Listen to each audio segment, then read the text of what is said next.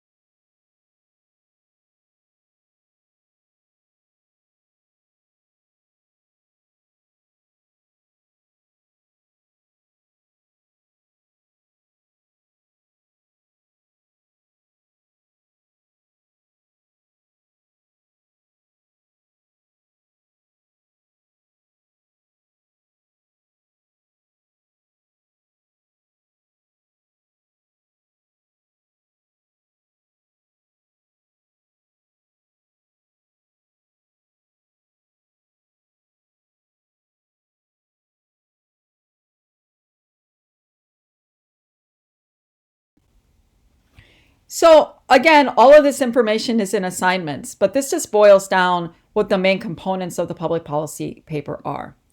Um, the first thing you do is you describe the public policy issue you're exploring, whether that is teen pregnancy, whether or not that's looking at prostitution and sex work. You might be interested in adoption. I mean, obviously, the public policy issue has to have something to do with gender and public policy. But what you choose is sort of based on your own interests. And I have some tips for how you might go about selecting your public policy issue. And of course, I'm a resource for you as well that we could talk via email, or we could set up an office hour if you wanted to, if you need help selecting what your issue is. So in your paper, the first thing you do is you describe the public policy issue. You describe why you think it's a problem, and then basically you look at what's going on right now regarding that particular issue, right? And then what you would do is you would describe and evaluate the current public policy that we have in place, right? And so sticking with the teen pregnancy example, in the the first step, you would describe how much teen pregnancy we have, trends in teen pregnancy, why teen pregnancy is a problem in terms of like sort of economic barriers once you have kids, if you're, kids born out of wedlock, barriers to education, et cetera, right? And then you would look and you would say, okay, well, what policies are in place to address teen pregnancy? And then you would describe those policies. Are they state level? Are they local level? Are they national level? They may be all three, and you might want to focus on just one, or not Mike, you'd want to choose one level of public policy to focus on. You describe that policy, and then you would evaluate what kind of job that policy is doing. The assumption is that you think that the policy is not doing a good job because you need to come up with ways to improve upon that policy. And so the other component of the policy paper is that you come up with two alternative policies that address the weaknesses in the current policy, okay? And I want you to come up with two, right? So you could say that, sticking with teen pregnancy, you could say right now the prevailing public policy is sex education. And the focus of the sex education is on abstinence, okay? And that doesn't seem to go far enough in preventing teen pregnancy. So you would come up with some alternatives to that policy. Maybe one would be a more rigorous curriculum regarding sex education. Maybe another might be more rigorous and distribution of contraceptives, whatever it would be, right? And so you'd identify two alternatives to the current public policy, and then you would identify the strengths and weaknesses of both of these alternatives that you're proposing. And then in the paper, you're making a recommendation to the lawmaker. And so of these two alternatives, you recommend the one that you think should be adopted. And that's what the public policy paper is. Keep in mind, it's all based on research that you do, and all those details are described in the in assignment. So how do you get started?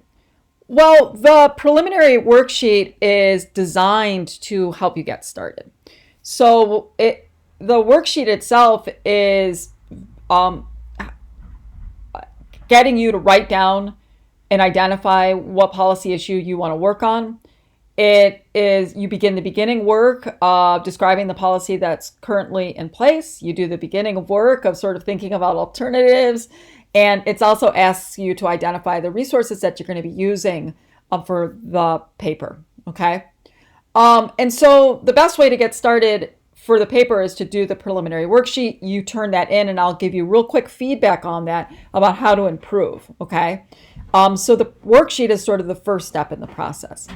But really the first step is you need to identify a policy or issue that you're interested in, okay? And then start researching that issue, okay? And so, and like I said, I'd be super excited if you set up an office hour with me, and we could talk about if you're having trouble figuring out either what issue is, or if you're having trouble finding, well, what's the current policy, etc. And to get ideas for issues that you want to deal with, you could look through our textbook and look at the issues that that are coming up. We haven't really dug in really too much into actual substantive policies like reproductive policies, family policies, employment policies, etc.